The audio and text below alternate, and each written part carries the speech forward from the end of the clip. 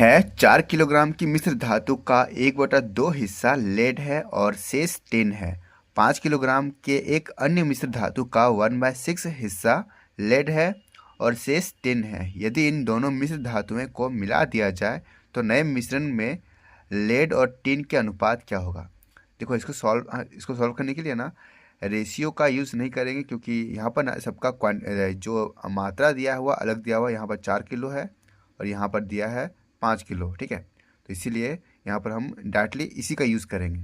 तो देखो, अगर 4 किलोग्राम का मिश्र धातु अगर है, उसका 1/2 हिस्सा अगर लेड है, ठीक है, तो ये यहाँ पर है क्या, एक लेड है और एक टिन है। ठीक है, लिख दिया इसको। अब लेड जो है वो अगर 1/2 हिस्सा अगर लेड है तो 4 का 1/2 कितना होगा, 2 हो जाएगा। ठीक है, तो 2 हिस्सा अगर लेड है तो बचा 4 में से 2 चला गया तो बचा कितना, 2 ही बचा होगा। 2 हिस्सा 10 होगा। ठीक है, सिंपल। अब क्या करना है कि देखो, अब क्या बोला है, 5 किलोग्राम का एक अन्य मिश्र धातु है, उसका 1/6 हिस्सा लेड है, यानी कि इस 5 का 1/6 हिस्सा जो है लेड है।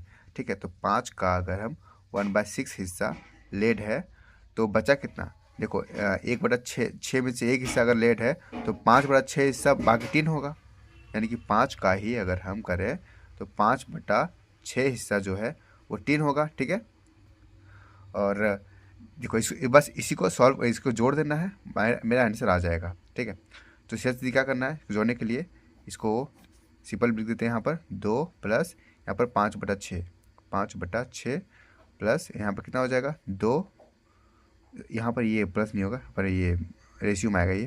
ठीक है, यहाँ पर 2 प्लस यहाँ पर 25/6।